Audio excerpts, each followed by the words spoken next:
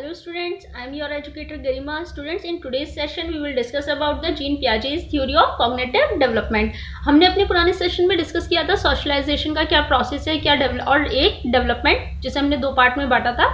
आज हम पियाजे की जो थ्योरी है जो कि बहुत इंपॉर्टेंट है, जितने भी टीचिंग रिलेटेड एग्जाम्स होते हैं हमारे सीटेट से अलग भी अगर हम बात करें केवीएस डीएसएसबी रीट का, तो उसमें कहीं ना कहीं पियाजे से क्वेश्चन आता जरूर है. और अगर सीटेट पे आ जाए तो सीटेट में तो मल्टीपल क्वेश्चंस होते हैं जो कभी तो या तो पियाजे की थ्योरी से होंगे, पियाजे की हिस्ट्री से होंगे, नहीं तो पियाजे का जो स्टेजेस ऑफ डेवलपमेंट बताई हैं पियाजे ने उसमें से आते हैं. तो देखते हैं what we are going to discuss. आज के सेशन में जो हम डिस्कस करेंगे, सबसे पहले हिस्ट्री देखेंगे पियाजे की क्या थे पियाजे, क्या क्या रिसर्च थी उनकी. उसके अलावा देखेंगे पियाजे एज अ कंस्ट्रक्टिविस्ट क्यों कहा गया है, पियाजे को रेडिकल कंस्ट्रक्टिविस्ट कहा गया है. उसके बाद कॉग्निटिव प्रोसेस जो दिया था पियाजे ने उस पर डिस्कस करेंगे और स्टेजेस देखेंगे कौन कौन सी स्टेजेस हैं पियाजे की थ्योरी की. और लास्ट में हम कुछ की पॉइंट्स डिस्कस करेंगे. वो की पॉइंट्स है जो मोस्टली एग्जाम्स में जिनसे रिलेटेड क्वेश्चंस पूछे जाते हैं, या फिर आप कह सकते हैं जो हमने पूरा चैप्टर हम पढ़ेंगे उसका जो एक रिकैप्चर हो जाएगा इन की पॉइंट्स के साथ. तो स्टार्ट करते हैं पियाजे की हिस्ट्री के साथ. देखिए पियाजे जो थे स्विस साइकोलॉजिस्ट भी कहा जाता है इन्हें. स्विट्जरलैंड में बर्थ हुआ था इनका 1896 में. बायोलॉजिस्ट थे, फिलोसफर थे, मल्टीपल सब्जेक्ट्स की नॉलेज थी इन्हें. 22 साल की एज में, मतलब ऐसा कहा जाता है पियाजे ने 22 साल की एज में पीएचडी की जो डिग्री थी वो ले ली थी अपने आप में, जो कि एक बहुत बड़ी उपलब्धि है. अच्छी खासी नॉलेज थी बायोलॉजी की इन्हें, इसीलिए कहीं ना कहीं इनकी जो हेरिडिटी को लेके समझ थी वो काफी अच्छी थी. और एनवायरनमेंट से भी मतलब बहुत नॉलेज थी, दोनों चीजों में बैलेंस बनाना जानते थे, एडेप्टेशन का प्रोसेस समझते थे. इसीलिए इन्होंने इनकी जो रिसर्च है उसमें कहीं ना कहीं हेरिडिटी को इन्होंने बढ़ावा दिया है. इसके साथ ही फिलोसफर भी थे. फिलोसफर होने के नाते ही इनका एक अलग ही इंटरेस्ट था एपिस्टर्मोलॉजी में. उसके साथ ही साइकोलॉजिस्ट थे. साइकोलॉजी इन्होंने बाल मनोविज्ञान के ऊपर भी जो रिसर्च की है, सबसे पहली रिसर्च इन्हीं के द्वारा की गई थी, इसलिए इन्हें फादर ऑफ चाइल्ड साइकोलॉजी भी कहा जाता है. इसी के साथ अगर हम बात करें, अब बात करते हैं इनके रिसर्च की कि इन्होंने रिसर्च की किस चीज पे थी. देखिए हमने डेवलपमेंट में पढ़े थे 6 प्रकार के विकास होते हैं हमारे. Physical, cognitive development, language development, social, moral, और इस तरीके के हमने डेवलपमेंट्स जो पढ़े थे. इनमें से जो कॉग्निटिव डेवलपमेंट है उसकी जो रिसर्च इन्होंने कॉग्निटिव डेवलपमेंट पे रिसर्च की थी. अब कॉग्निटिव डेवलपमेंट की अगर बात करें, संज्ञानात्मक विकास भी कहते हैं इसे. इस रिसर्च के लिए इन्होंने किया क्या था, बेसिकली जिस चीज के लिए इन्हें मतलब सबसे ज्यादा जो ये फेमस हुए थे, इन्होंने जो रिसर्च की थी वो इन्होंने अपने खुद के बच्चों पे की थी. और मोस्टली एग्जाम्स में पूछा जाता है, सीटेट में भी क्वेश्चन ये आ चुका है कि ऐसे कौन से फिलोसफर है, ऐसे कौन से साइकोलॉजिस्ट हैं जिन्होंने जो रिसर्च की थी डेवलपमेंट की वो अपने खुद के चिल्ड्रंस पे की थी. तो पियाजे ने अपने 3 बच्चों पे ये रिसर्च की थी. कई बार ऐसा होता है एज भी पूछ ली जाती है, तो अगर एज अब आ जाए आपके एग्जाम में तो बता दीजिएगा जन्म से लेके एडल्सेंस तक की जो एज है, अगर आप स्टेजेस वहां पे दी गई है. देखिए 2 कंडीशंस हो सकती हैं, या तो वहां पे आपको एज दी जाएगी डिजिट्स में, या फिर आपको स्टेज के थ्रू एज पूछी जाएगी. तो फिर अगर स्टेज की बात करें तो जन्म से लेके एडल्सेंस तक, और अगर एज पूछी जाए तो जन्म से लेके 15 वर्ष की आयु तक जो है इन्होंने रिसर्च की थी अपने खुद के बच्चों पे. और वो जो रिसर्च थी इनकी वो थी संज्ञानात्मक विकास को लेकर, कॉग्निटिव डेवलपमेंट को लेकर. तो यहाँ तक क्लियर हुआ. अगर कोई भी डाउट होता है, आपको कहीं भी समझ में कोई भी पॉइंट क्लियर नहीं हो रहा है, तो आप कमेंट बॉक्स में कमेंट करके पूछ सकते हैं. इसीलिए अब आगे चलते हैं इसी के साथ. देखिए इसीलिए पियाजे ने क्या कहा है, पियाजे की जो रिसर्च थी उस रिसर्च के बेस पे पियाजे ने कहा है कि जो बच्चे होते हैं वो एक लिटिल साइंटिस्ट होते हैं. पियाजे इन चीजों को नहीं मानते कहीं ना कहीं कि बच्चे किसी और चीजों से सीख रहे हैं, किसी को देख के सीख रहे हैं, किसी को देख के ऑब्जर्व कर रहे हैं चीजें. पियाजे का क्या मानना है कि जो बच्चे हैं वो अपने आप में क्या है, एक नन्हे वैज्ञानिक हैं जो अपनी जो नॉलेज है वो कहीं ना कहीं खुद क्रिएट करते हैं, खुद से करके सीखते हैं. करके सीखने वाली जो एक थ्योरी है वो दी गई थी पियाजे के द्वारा कि बच्चों को किसी और की जरूरत नहीं होती, किसी हेल्प की. वो अपने आप खुद में मतलब इस तरीके से होते हैं कि वो खुद लर्न कर लेते हैं. एक्टिव लर्नर भी कहा है. कई बार एग्जाम में पूछा जाता है ऐसे कौन से साइकोलॉजिस्ट थे या फिर ऐसे कौन से फिलोसफर थे जिन्होंने बच्चों को एक्टिव लर्नर कहा है या लिटिल साइंटिस्ट. ये आ भी चुका है एग्जाम में, लिटिल साइंटिस्ट कहा है. तो पियाजे, जीन पियाजे ने ही बच्चों को एक्टिव लर्नर भी कहा है और लिटिल साइंटिस्ट भी कहा है. खुद करके सीखने की जो थ्योरी है उस पर कहीं ना कहीं जोर दिया था जीन पियाजे ने.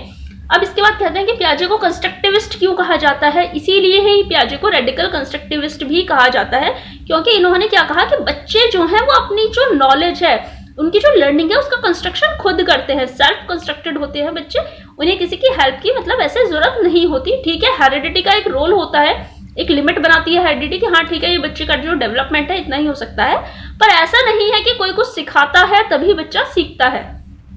तो अगर बात करें प्याजे की, तो प्याजे ने कहा है children collect small unit of knowledge and make them bigger. बिल्कुल वो छोटी छोटी चीजें सीख जाते हैं और उन्हें क्या करते हैं, अपने आप में ही बड़ा बना लेते हैं, अपने ज्ञान से, अपनी मेहनत से और अपनी क्रिएटिविटी से। Children create their own word of knowledge by there chunks. बिल्कुल उन चंक्स से क्या करते हैं, अपना संसार पूरा नॉलेज का वो क्रिएट कर लेते हैं। जैसे एग्जाम्पल के तौर पे देखते हैं, कोई भी छोटा बच्चा है, उसके हाथ में अगर कोई भी चीज आ जाती है, अगर बहुत ही छोटे बच्चे की बात करो, वो बहुत ज्यादा क्रिएटिव है, एक्टिव है, तो वो क्या करेगा, उस चीज को तोड़ मरोड़ के, खोल के, खाल के देखेगा कि क्या है, और अगर उस पे हो पाया तो उसे जोड़ भी देगा, नहीं तो उसे ऐसे ही एक उसकी रिसर्च होती है। तो बच्चे क्या करते हैं, जैसे साइंटिस्ट रिसर्च करते हैं, छोटी छोटी चीजों पे जो उनके डेली रूटीन में उनके सामने रहती है, उन पे रिसर्च कर लेते हैं। इसलिए बच्चों से कहते हैं चीजें दूर रखनी चाहिए, क्योंकि वो क्या करते हैं, तोड़ फोड़ कर देते हैं उन चीजों की, लेकिन उनके लिए वो उनकी रिसर्च है, उनके नॉलेज की रिसर्च है। तो ये थी जीन पियाजे की बात। अब इसके साथ स्टार्ट करते हैं, पियाजे ने जो थ्योरी दी है वो क्या है। तो अगर बात करें थ्योरी ऑफ कॉग्निटिव डेवलपमेंट के, दो तरीके से हम इसे समझ सकते हैं, दो पार्ट्स में बांटा था पियाजे ने अपनी थ्योरी को। एक तो स्टेजेस दी थी, 4 स्टेजेस बताई थी, जो कि उन्होंने बच्चों की एज को ध्यान में रख के बताई थी, और एक बताई थी पियाजे ने कॉग्निटिव प्रोसेस की, मतलब जो बच्चों में कॉग्निटिव डेवलपमेंट होता है, उनका जो संज्ञान का विकास होता है, उसका क्या प्रोसेस है, किस तरीके से वो होता है।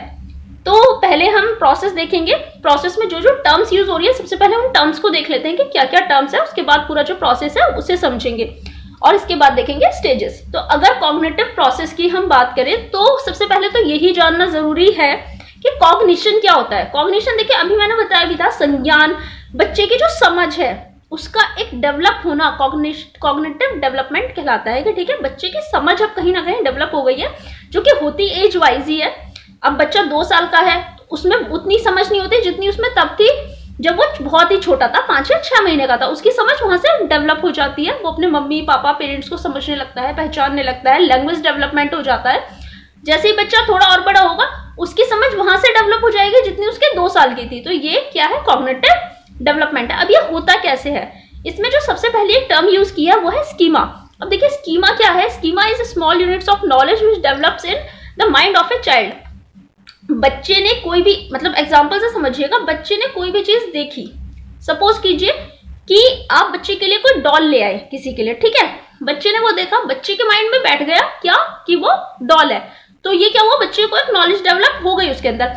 अब जब तक बच्चे ने डॉल को नहीं देखा था, बच्चे को नहीं पता था डॉल होती क्या चीज है, डॉल है क्या और क्या नहीं है, लेकिन अब उसने देख लिया, तो अब उसको पता है कि ये डॉल है। अगर वो कहीं और जाएगा, उसे बिल्कुल वैसे ही एक और डॉल दिखेगी किसी के घर पे या किसी और बच्चे के पास, तो वो इजीली कह सकते हैं, उसे रिकॉग्नाइज करेगा क्या कि ये डॉल है। तो बच्चों को क्या हुआ, एक स्कीमा, एक उन्होंने नॉलेज बना ली अपने माइंड में कि हाँ ठीक है, अगर ये ऐसी है, लंबी सी है, इसने फ्रॉक पहना हुआ है, लंबी पौनी बनाई हुई है, तो वो क्या है, डॉल है। तो ये क्या करा, बच्चे ने अपने माइंड में स्कीमा डेवलप कर लिया कि नॉलेज का, कि हाँ वो एक डॉल है, और उस चीज की बच्चे में एक समझ हो गई। ठीक है, तो ये होता है स्कीमा। आई होप आपको क्लियर हो गया होगा, क्योंकि अगर ये बेसिक टर्म्स क्लियर नहीं होंगी तो आप बिल्कुल भी जो थ्योरी है पियाजे की वो नहीं समझ पाएंगे। तो कहीं ना कहीं बहुत ही जरूरी है टर्म्स को क्लियर करते हुए चलना। The ideas that occurs to the child during the process of solving the problem are known as schema। बिल्कुल कुछ भी ऐसा आइडिया, जैसे बच्चे ने किसी चीज को देखा, अब वो देख के सोचेगा ठीक है पहले कि ये क्या है, ये क्या नहीं है, तो फिर उसे एकदम से याद आएगा, अरे ऐसा तो मेरे पास भी था, हाँ ठीक है वो डॉल थी। तो बच्चा क्या कहेगा, हाँ ठीक है ये डॉल है। तो वो स्कीमा एक डेवलप हो गया बच्चे के माइंड में, किसी चीज को देख के उसने आइडिया लगा लिया, तो वो कहलाता है स्कीमा, एक नॉलेज जो है। ठीक है, ये तो था स्कीमा। अब बात करते हैं एसिमिलेशन। एसिमिलेशन होता है क्या, देखो हिंदी में से आत्मसात भी कहते हैं। एसिमिलेशन का क्या प्रोसेस है, एसिमिलेशन होता है किसी भी नई चीज को सीखना, उसकी समझ बना लेना। जैसे कि बच्चे ने डॉल को देखा और वो अब उसे बता दिया गया, आपने उसे एक बार बता दिया कि हाँ ठीक है बेटा ये डॉल है, तो बच्चे को क्या हुआ, वो समझ गया, उसने अपने आप में उसे ऑब्जर्व कर लिया कि हाँ ये डॉल है। अब वो कहीं भी देखेगा तो पहचान जाएगा कि हाँ ये एक डॉल है। तो उसने क्या किया, एसिमिलेट कर लिया, चीज को आत्मसात कर लिया। लाइफ लॉन्ग भी आप उससे एक डॉल दिखा के पूछोगे ना कि ये क्या है, तो वो बताएगा कि हाँ ठीक है ये एक डॉल है। तो ये था एसिमिलेशन। ठीक है, अब बात करते हैं इसके बाद एकोमोडेशन क्या होता है। एकोमोडेशन क्या होता है, ठीक है, अब आपने क्या करा, अब आपने बच्चे को डॉल की जगह एक, जैसे कहते हैं ना, एक गुड्डा लाके दे दिया। ठीक है, अब बच्चा उस गुड्डे को देखेगा, फिर उसके दिमाग में एकदम से याद आएगा कि डॉल तो ऐसी थी, लेकिन ये डॉल जैसा नहीं है, डॉल से तो वो अलग है। तो अब क्या हुआ, अब आप उसे बताओगे ठीक है बेटा वो तो डॉल थी, ये गुड्डा है, ठीक है।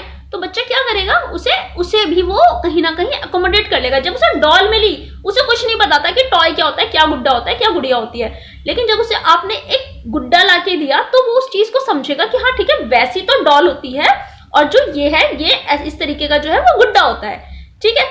तो अब ये उसने क्या करा, ये उसने अपने अंदर समायोजन कर लिया, उसने एकोमोडेट किया उसे, मतलब वो नॉलेज तो उसकी वहीं की वहीं रही, उसी के साथ उसने इसका भी समायोजन कर लिया, इसे भी ऐड कर लिया कि ठीक है अगर ऐसी है तो डॉल होती है और ऐसा है तो गुड्डा होता है। तो एकोमोडेशन क्या है, means changing the way of thinking that action for managing objects. बिल्कुल आप कह सकते हैं कि उसका क्या हुआ, वे ऑफ थिंकिंग जो थी वो उसकी बदल गई। अब तक वो ये सोच रहा था कि बस जो भी होता है डॉल होती है, अब उसे समझ में आया कि नहीं ये तो डॉल है और ये गुड्डा है। तो ये एकोमोडेशन है, इससे रिलेटेड क्वेश्चंस पूछे भी जाते हैं। तो ये जो टर्म से क्लियर होनी कहीं ना कहीं बहुत ही जरूरी है, ताकि उसी के बाद हम जो पूरा प्रोसेस है वो समझ पाएंगे। एक बार फिर से इन्हें भी जो आगे हम प्रोसेस पढ़ेंगे तो उसमें रिवाइज कर लेंगे। अब बात आती है इक्विलिब्रेशन की, कि इक्विलिब्रेशन होता क्या है। Equilibration take place when a child schemas can deal successfully with the present information goes through given through assimilation. बिल्कुल, इक्विलिब्रियम क्या होता है, इक्विलिब्रियम वो स्टेज है कि जैसे मैंने अभी एग्जांपल देके बताया था कि एक बच्चे को आपने एक डॉल ला के दे दी, ठीक है, उसके पास एक डॉल है, अब वो कहीं भी जाता है किसी रिलेटिव के यहाँ या फ्रेंड्स के यहाँ वो जाता है, वहां पे भी उसे एक डॉल दिखती है, चाहे वो साइज में बड़ी हो छोटी हो, मतलब अगर वो डॉल है तो वो उसे देखेगा और वो उसे देख के क्या करेगा, आइडेंटिफाई कर लेगा कि हाँ ठीक है ये एक डॉल है। क्यों उसने आइडेंटिफाई क्यों कर लिया, क्योंकि उसके पास ऑलरेडी ये नॉलेज थी, ये स्कीमा उसके माइंड में बना हुआ था, डॉल का जो एक स्कीमा डेवलप हो गया था उसने उससे आइडेंटिफाई कर लिया। अब आइडेंटिफाई करा तो क्या हुआ, वहां पे एक इक्विलिब्रेशन हो गया, बिल्कुल बैलेंस बन गया, वो सक्सेसफुली समझ गया अपनी प्रेजेंट इंफॉर्मेशन को, उसने पहले से जो स्कीमा बना हुआ था एसिमुलेट कर लिया कि हाँ ठीक है ये एक डॉल है। तो ये इक्विलिब्रेशन कहलाता है, एक बैलेंस की जो स्थिति है वो है। अब बात करते हैं डिसइक्विलिब्रियम की।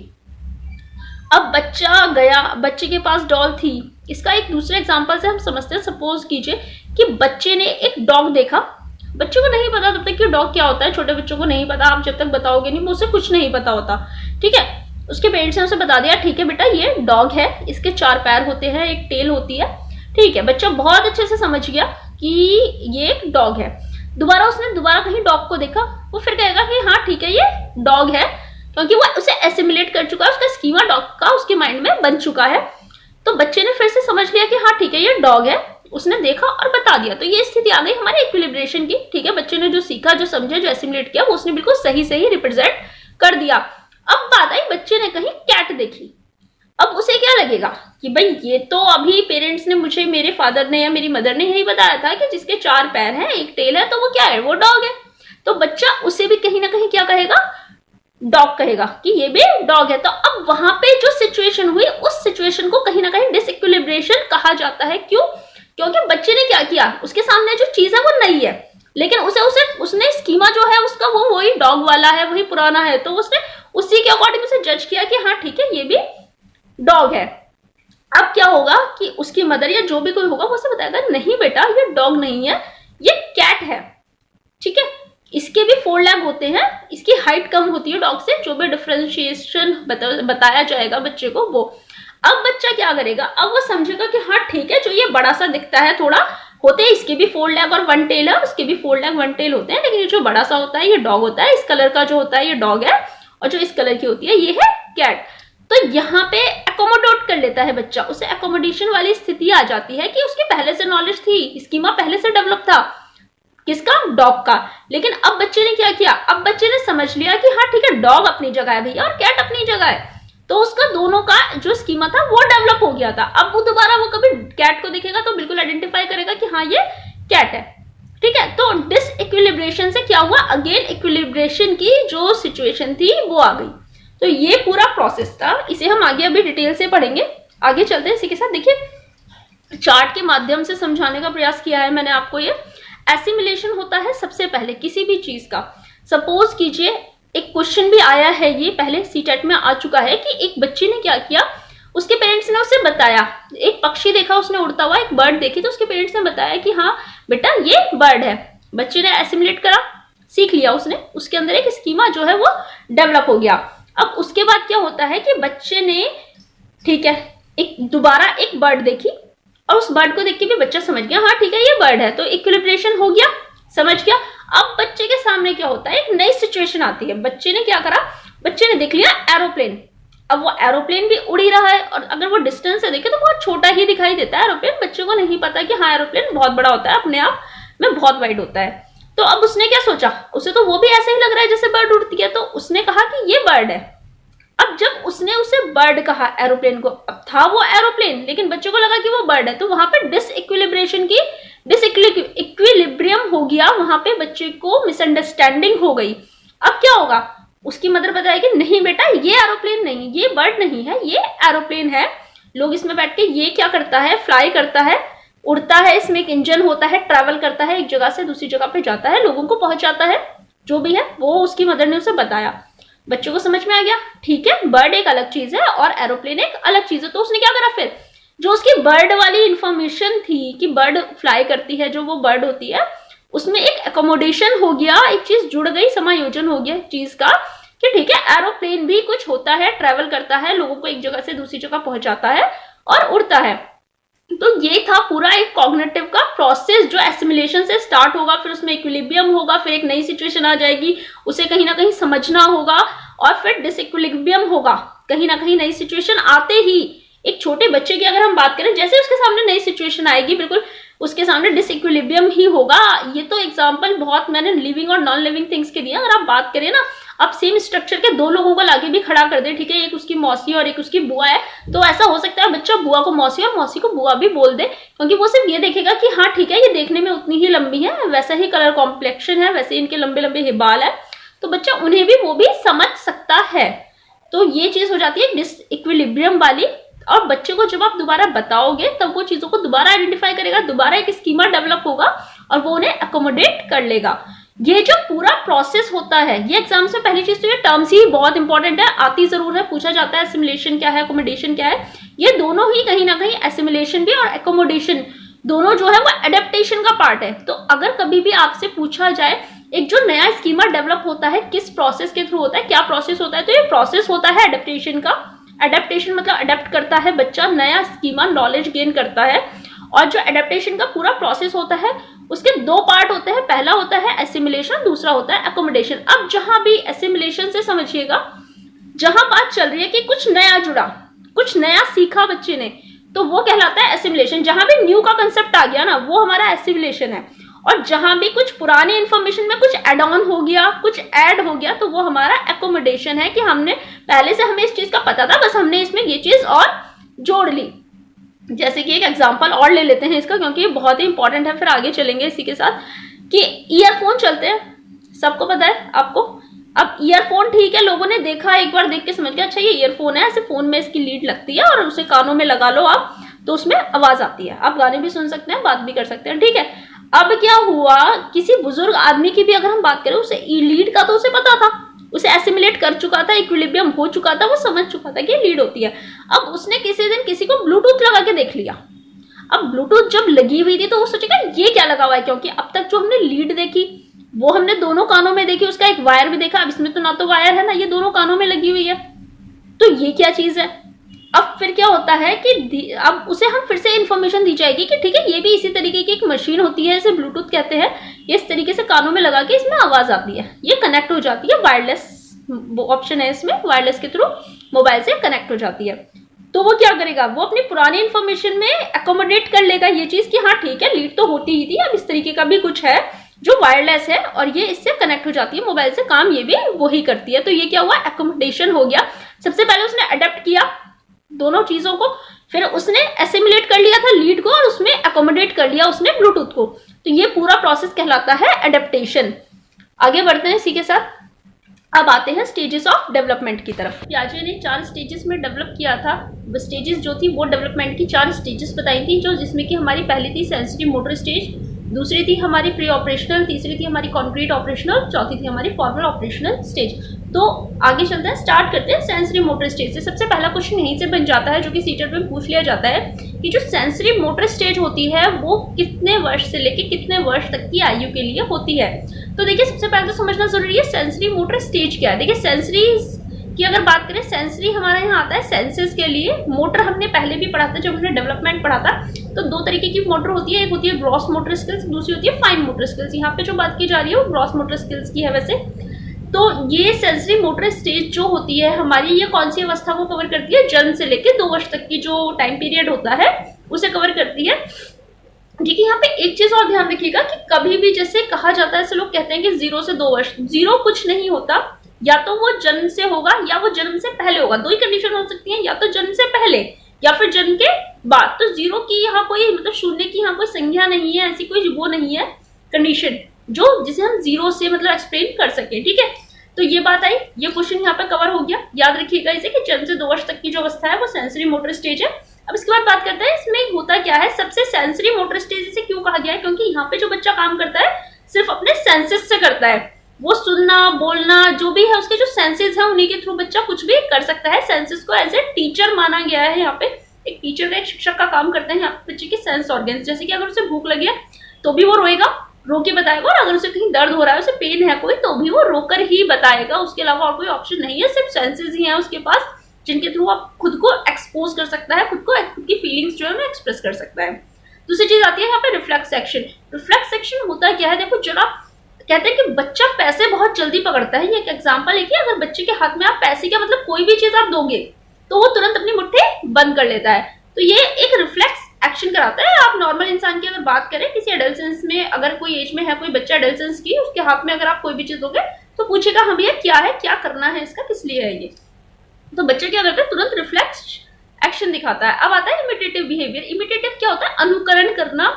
जो आपने देख लिया उसे कहीं ना कहीं कॉपी करना। आप बच्चे के सामने हंसोगे तो वो आपको हंस के दिखाएगा थोड़ा, और जैसे बच्चा बड़ा होता है अगर आप उसको टंग दिखाओगे, उसे चिढ़ाओगे तो वो भी कहीं ना कहीं आपको चिढ़ाएगा। तो ये इमिटेटिव बिहेवियर होता है जो खुद ब खुद बच्चे के अंदर डेवलप हो जाता है। ये चारों ही टर्म बहुत इंपॉर्टेंट है। ऐसा पूछ लिया जाता है कि ऐसी कौन सी स्टेज है जिसमें बच्चा इमिटेटिव बिहेवियर शो करता है, रिफ्लेक्स एक्शन दिखाता है, या जिसमें सेंसेस के थ्रू ही वो काम करता है। तो कहीं भी ऐसा क्वेश्चन आता है तो बहुत अच्छे से समझ लीजिए, याद कर लीजिए ना, नोट भी कर सकते हैं अगर आप नोट पेपर वगैरह लेके कुछ बैठे हैं तो। सेकंड आता है हमारा ऑब्जेक्ट परमानेंस। अब ऑब्जेक्ट परमानेंस क्या होता है? ऑब्जेक्ट परमानेंस वो चीज है कि देखिए एग्जांपल देके समझिएगा इसका। एक आप बच्चे के सामने गए, आप छोटा बच्चा है, 9 महीने से कम उम्र के बच्चे की बात करें, 5-6 महीने का बच्चा है, वो बैठा है, खेल रहे हैं आप उसके साथ। अगर आपने अपने फेस पे हाथ रख लिया और उसके बाद आपने वो हाथ हटा लिया तो बच्चा आपको देख के कहीं ना कहीं खुश हो जाता है। उसे क्या लगता है कि आप आ गए। और जब आपने फेस पे हाथ रखा था तो वो आप उसके लिए नहीं थे, वहां पे होते हुए भी नहीं थे। तो मतलब एक कंडीशन आती है यहाँ पे out of sight out of mind, कि जो चीज नजर के सामने नहीं है वो माइंड में भी नहीं है, वो माइंड से भी स्किप हो चुकी है। तो ये कंडीशन होती है। ये कंडीशन नॉर्मली होती है 9-10 महीने तक बच्चों को ऐसा रहता है कि हाँ ठीक है, आप उसको कोई भी चीज उसके पास है आप उसके पास से ले जाओ, उसे फर्क नहीं पड़ता। लेकिन जैसे ही बच्चा थोड़ा और डेवलप होगा क्या होता है? ऑब्जेक्ट परमानेंस आने लगती है बच्चे में। इस स्टेज के लास्ट तक की अगर हम बात करें 2 साल तक में, तो बच्चे में बहुत अच्छे से ऑब्जेक्ट परमानेंस आ जाती है। चीजों को समझने लगता है। आप उससे कोई चीज लेके जाओगे, उससे कोई चीज छीन के लेके जाओगे तो वो बहुत देर तक रोएगा, क्योंकि उसे पता है कि वो चीज है। ऐसा नहीं है कि वो उसकी आंखों के सामने से चली गई है तो वो चीज स्टैंड ही नहीं करती। ये समझ बच्चे में आ जाती है। ये क्वेश्चन बहुत इंपॉर्टेंट है, पूछा भी जाता है कि ऑब्जेक्ट परमानेंस किस एज में आती है। इसके बाद आगे बढ़ते हैं प्री ऑपरेशनल स्टेज पे। 2 से 7 वर्ष तक की अवस्था जो होती है प्री ऑपरेशनल, पूर्व संक्रियात्मक अवस्था भी इसे कहा जाता है। ट्रांसडक्टिव रीजनिंग आ जाती है, लॉजिकल रीजनिंग होती है, कनेक्ट करने लगता है बच्चा चीजों को। जैसे कि एग्जांपल के तौर पे कह सकते हैं कि बच्चे ने जो भी बच्चे को गोल दिखेगा तो उसके लिए बॉल है, चाहे वो कोई भी चीज हो, कोई भी राउंड शेप में अगर बच्चा किसी भी चीज को देखता है तो उसके लिए बॉल है। उसे नहीं पता कि वो क्या है क्या नहीं है, सही गलत की समझ नहीं होती, बस लॉजिक लगाना होता है। जैसे कि अगर एक और एग्जांपल समझिएगा कि बच्चा ट्रेन में बैठ के कहीं जा रहा है, उसके साइड में मतलब जंगल है, कोई फॉरेस्ट है और वहां पे बहुत सारे पेड़ है, तो उसे वो कहता है कि पेड़ भी चल रहे हैं, क्यों? हम इधर जा रहे हैं और पेड़ पीछे की तरफ जा रहा है। तो वो उसकी सोच है, ट्रांसडक्टिव रीजनिंग है। नेक्स्ट आता है crucial stage for language development. बिल्कुल लैंग्वेज डेवलपमेंट जो होता है इस एज में सबसे ज्यादा होता है। एक चीज और कही है प्याजे ने लैंग्वेज डेवलपमेंट के बारे में, वो समझिएगा। प्याजे ने कहा है बच्चा पहले जो है, बच्चे की जो समझ है, जो कॉग्निटिव डेवलपमेंट है वो होता है, समझ का विकास होता है, लैंग्वेज कहीं ना कहीं बाद में डेवलप होती है। और ये बात सही भी है, क्यों? क्योंकि देखिए एक छोटा बच्चा है, उसे ये समझ है कि हाँ उसे भूख लगी है, समझ है तभी वो रोना स्टार्ट कर देता है। बेशक वो लैंग्वेज के थ्रू नहीं बता सकता कि हाँ मुझे भूख लगी है, लेकिन उसमें इतनी समझ है तो वो बता रहा है कि मुझे बताना है, मैं रोऊंगा तो ठीक है, मुझे कुछ ना कुछ मिल जाएगा, मैं फीड कर लूंगा, ठीक है। अब बच्चे में लैंग्वेज डेवलपमेंट कब आया? उसके बाद आया, जब उसने मुंह से कहना शुरू करा कि हाँ मुझे भूख लगी है, मुझे कुछ खाने के लिए चाहिए। तो पहले बच्चे में समझ का विकास होता है, लैंग्वेज भाषा का विकास उसके बाद होता है। अब बात आती है इरिवर्सिबिलिटी की। बिल्कुल इरिवर्सिबिलिटी रहती है इस एज में बच्चे में कि ठीक है एक डायरेक्शन में तो वो जा सकता है पर वापस आना उसे नहीं आता। इरिवर्सिबिलिटी, आप अगर बच्चे को बताओगे कि बेटा 5:2 = 10 है, ठीक है वो समझ लेगा, लेकिन अगर आप जैसे पूछो 2:5 कितना होता है, शायद वो ना बता पाए, क्योंकि उसमें रिवर्स नहीं कर सकता वो सिचुएशन को। ये नहीं सोच सकता कि ठीक है यहाँ पे कुछ नहीं हुआ है, 5 की जगह 2 रखा है, 2 की जगह 5 रखा है, तो आंसर जो होगा वो सेम होगा। ये इरिवर्सिबिलिटी नहीं आती बच्चे में। बच्चे क्या करता है? डिसेंट्रेशन शो करता है, डिकॉन्टेक्चुअलाइजेशन शो करता है इस स्टेज में। इस स्टेज को कहीं ना कहीं हम प्री चाइल्डहुड स्टेज भी कहते हैं। ये क्वेश्चन पूछा जाता है, प्री चाइल्डहुड स्टेज भी कह के पूछ लेंगे आपसे कि किस वर्ष से किस वर्ष तक की अवस्था तो होती है, ऐसे क्वेश्चंस आते हैं। और जो सबसे इंपॉर्टेंट टर्म है हमारी वो है ईगोसेंट्रिज्म। जरूर पूछा जाता है किस एज में जाके बच्चा ईगोसेंट्रिज्म हो जाता है, तो ये प्री ऑपरेशनल स्टेज है। बच्चे को सिर्फ खुद का पता है, सिर्फ अपना पता है कि हाँ ठीक है मैं हूँ जो हूँ मैं हूँ, और किसी का परसेप्शन क्या है और किसी की थिंकिंग क्या है उससे कोई मतलब नहीं है। जैसे कि कई बार क्या होता है कि बच्चे के साथ अगर छोटा बच्चा रो रहा है तो आप जाके उसे प्यार से पैम्पर्ड करोगे, तो बच्चों को ये पता है कि हाँ ठीक है एक यही तरीका है पैम्पर्ड करने का। तो अगर आपको भी कोई दिक्कत है, आप कहीं सैड हो, तो बच्चा आपको उसी तरीके से पैम्पर्ड करने लगता है, क्योंकि वो सबको अपने जैसा समझता है। तो उसमें कहीं ना कहीं आई वाली जो बात होती है वो आ जाती है। अब बात करते हैं एनिमिज्म की। एनिमिज्म क्या होता है कि लिविंग नॉन लिविंग थिंग्स जो होती है उनमें कहीं ना कहीं फर्क नहीं पता, उसे ये नहीं पता क्या चीज लिविंग है क्या नॉन लिविंग है, मतलब चीजों में इतना अंतर वो नहीं कर सकता। जैसे कि एग्जांपल, अगर छोटा बच्चा कहीं भी आप कहते हैं बच्चा गिर गया, तो ऐसा मतलब होता है, अगर आप लोगों के घरों में भी बच्चा होगा तो आप देख सकते हैं ये एग्जांपल कि ऐसे कहते हैं चींटी मार दी, ठीक है। चींटी को अगर आपने मार दिया तो बिल्कुल बच्चा खुश हो जाता है। आप 2-4 बार में मारोगे बच्चे को लगेगा ठीक है हाँ मुझे लगी, मेरे दर्द हुआ, मैं रोया तो इसको भी लग गई, वो वहीं खुश हो जाएगा, उसे कोई मतलब नहीं है, चाहे फिर आप उसकी चोट पे दवाई मत भी लगाओ, कोई उसे फर्क नहीं पड़ने वाला। तो वही चीज है कि वो लिविंग नॉन लिविंग का जो डिफरेंस है वो कहीं ना कहीं बच्चा नहीं समझता, उसके लिए सब उसके जैसे हैं। अगर उसे दर्द हुआ गिरने पे तो अगर उसके कोई मारे तो उसे दर्द होता है, तो अगर हम किसी और चीज को मारेंगे वो किसी और चीज को मारेगा तो उसे भी दर्द होगा। अब इस एज को कहीं ना कहीं टॉय एज भी कहा जाता है, खेलने की जो अवस्था होती है यही होती है। और ये क्वेश्चन भी आ जाता है कि टॉय एज किस एज से किस एज तक होती है या फिर कौन सी एज को टॉय एज कहा जाता है। इसके बाद आती है कॉन्क्रीट ऑपरेशनल स्टेज, 7 से 11 वर्ष तक की अवस्था होती है, ये भी क्वेश्चन आ जाता है। लॉजिकल थिंकिंग बच्चे में आने लगती है, वो चीजों को समझने लगता है कि हाँ लॉजिक लगाना शुरू वो कर देता है। डेवलपमेंट और रिवर्सिबिलिटी, बिल्कुल बच्चा अगर स्टेयर चढ़ेगा तो वो उतरना भी सीखेगा, वही चीज होती है रिवर्सिव। अगर आप बच्चे को बताओगे 2 × 5 = 10 होता है, तो बच्चे में इतनी सोच, इतना जो उसका मेंटल डेवलपमेंट है वो हो जाता है कि वो ये समझ ले कि हाँ बिल्कुल 5 × 2 भी वो 10 ही होगा। क्लासिफिकेशन करना सीख जाता है बच्चे में, क्लासिफिकेशन आ जाता है, चीजों को वर्गीकृत करना सीख जाता है। सीरिएशन जो होता है वो कहीं ना कहीं डेवलप हो जाता है, अंडरस्टैंडिंग हो जाती है यही बच्चों की कि उसे क्वांटिटी एरिया और वॉल्यूम की जो है वो समझ है वो आ जाती है एक बच्चे में। इस एज को लेटर चाइल्डहुड एज भी कहा जाता है, प्री गैंग एज भी कहते हैं। तो क्वेश्चन इसमें से भी बन जाता है कौन सी एज है जिसे प्री गैंग एज कहा जाता है, तो वो हमारी कॉन्क्रीट ऑपरेशनल स्टेज है। इसके साथ आगे बढ़ते हैं। नेक्स्ट है हमारी फॉर्मल ऑपरेशनल स्टेज, एडल्टहुड से एडल्टहुड तक चलने वाली। इस एज में क्या होता है, एब्स्ट्रैक्ट थिंकिंग आ जाती है। एब्स्ट्रैक्ट मतलब समझ पूरी डेवलप हो जाती है बच्चे की, मेंटली मतलब पूरा मेंटल डेवलपमेंट जो है वो कहीं ना कहीं बच्चे का हो जाता है। एब्स्ट्रैक्ट सोच लेता है बच्चा, दूसरे के परसेप्शन को समझ लेता है, एक थिंकिंग जो है उसका एक स्टैंडर्ड डेवलप हो जाता है। Deductive reasoning comes. Deductive reasoning क्या होती है, निगमनात्मक तर्क शक्ति भी जिसे कहा जाता है, कि एक होता है ना ई रिवर्स में सोचना। बिल्कुल देखिए इंडक्टिव तो कोई भी सोच लेगा, छोटा बच्चा सोच लेता है, लेकिन इस एज पे जाकर डिडक्टिव मतलब उल्टा नीचे की तरफ सोचना, वो कहीं ना कहीं एक कहता है ना लीक से थोड़ा हटके सोचना, क्रिएटिवली सोचना, वो चीज कहीं ना कहीं बच्चे में डेवलप हो जाती है। एडल्सेंस इगोसेंट्रिज्म आ जाता है बच्चे का अपने खुद को लेके। आइडेंटिटी क्राइसिस भी कहा था जिसे एरिक एरिक्सन ने, मतलब वही वाली सिचुएशन की मैं कौन हूँ, मेरा क्या अस्तित्व है, इस तरीके की इगोसेंट्रिज्म जो है वो बच्चे में डेवलप हो जाता है। हाइपोथेटिको डिडक्टिव रीजनिंग, हाइपोथेसिस आपने साइंस में ये टर्म पढ़ी होगी, हाइपोथेसिस जो होता है साइंस में ही मोस्टली यूज की जाती है। उस तरीके की जो डिडक्टिव रीजनिंग है वो आ जाती है। डाइवर्जेंट कन्वर्जेंट क्रिएटिव थिंकिंग आ जाती है, क्रिएटिविटी करना स्टार्ट कर देता है बच्चा। ये थी हमारी last stage, formal operational stage. इसके बाद आगे बढ़ते हैं इसी के साथ। अब वो की पॉइंट्स डिस्कस कर लेते हैं जो हमारे एग्जाम्स में आएंगे।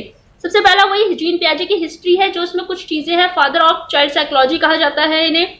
इन्होंने जो रिसर्च की थी अपनी, वो रिसर्च सबसे पहले इन्होंने ही की थी, और जो इनकी रिसर्च का जो इन्होंने डॉक्यूमेंट मतलब बनाया था, वो कहीं ना कहीं उस टाइम पे 400 प्लस बुक्स और मैगजीन्स में छापा गया था उसे, तो जो कि अपने आप में बहुत बड़ा अचीवमेंट है। एक्टिव लर्नर कहा है इन्होंने बच्चों को, लिटिल साइंटिस्ट भी कहा गया है इनके अकॉर्डिंग। जो है नेक्स्ट पॉइंट पे आते हैं, इनके अकॉर्डिंग ही एक्टिव लर्निंग जो है वो उसका रिलेशन इसी से है कि एक्टिव लर्नर मानते हैं ये बच्चों को, इनके अकॉर्डिंग जो है बच्चे अपने आप सीखते हैं, वो चीजों को देखते हैं, लेकिन उनकी जो नॉलेज का जो डेवलपमेंट है वो खुद होता है, वो खुद अपना एक वर्ड क्रिएट कर लेते हैं नॉलेज का।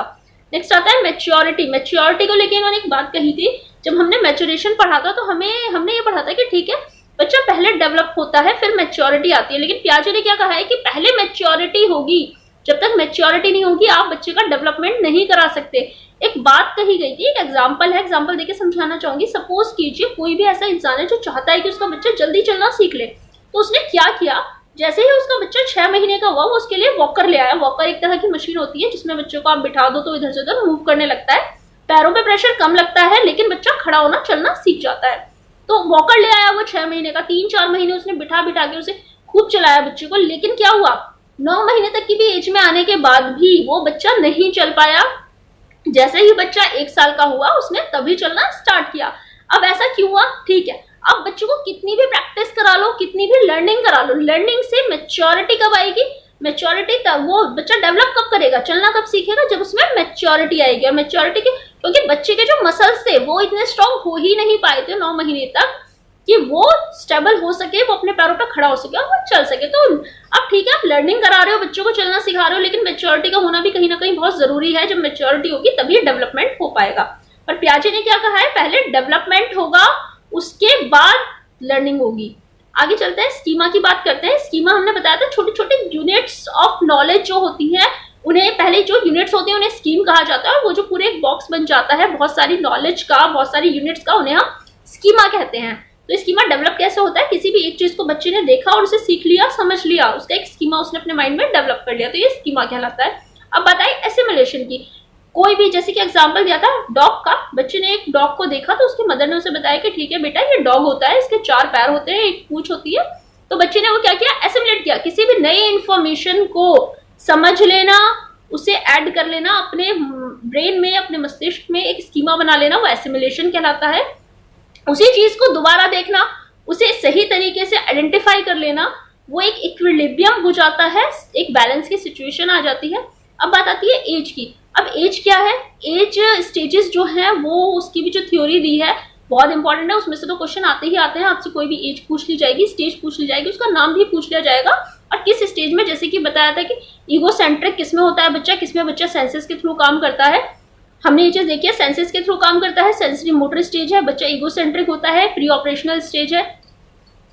ऑब्जेक्ट परमानेंस आती है हमारी सेंसरी मोटर स्टेज में आती है। एनिमिज्म होता है बच्चे में, किस में होता है, प्री ऑपरेशनल में होता है। ऑब्जेक्ट परफॉर्मेंस, बिल्कुल ये पॉइंट है, ये आप देखिए, ऑब्जेक्ट परफॉर्मेंस किस में आता है, हमने ऑब्जेक्ट परमानेंस की बात की थी। ऑब्जेक्ट परमानेंस किस में रहता है हमारा, सेंसरी मोटर स्टेज में बच्चे में ऑब्जेक्ट परमानेंस रहता है कि जो चीज उसके सामने है वो चीज सही है। 2 चीजें होती हैं इसमें, हमने एक तो ये होगा कि ऑब्जेक्ट परमानेंस नहीं होगा, जो कि हमारी कौन सी एज होगी, 9 महीने तक, 10 महीने तक, वैसे मंथ नहीं पूछे जाते हैं, सिर्फ ऑब्जेक्ट परमानेंस पूछा जाएगा किस एज में आ जाता है, तो वो हमारी सेंसरी मोटर स्टेज में आ जाता है। अब है ऑब्जेक्ट परफॉर्मेंस, कि बच्चा उस ऑब्जेक्ट को परफॉर्म करने लगता है, ऑब्जेक्ट परफॉर्मेंस देख के उसे पहचानना सीख लिया उसने, तो वो क्या कहलाता है, वो भी हमारा जो है प्री ऑपरेशनल स्टेज में आ जाता है। अब बात आती है कंजर्वेशन, लॉ ऑफ कंजर्वेशन, जो मैं अभी आपको पढ़ा रही थी कि अगर आप बच्चे को एक चीज ग्लास में दिखाएंगे और एक बीकर में दिखाएंगे तो उसे बीकर, ग्लास की क्वांटिटी जो है वो थोड़ी ज्यादा लगेगी क्योंकि ऊपर तक भरा हुआ होगा बीकर के कंपैरिजन में। तो ये होता है लॉ ऑफ कंजर्वेशन।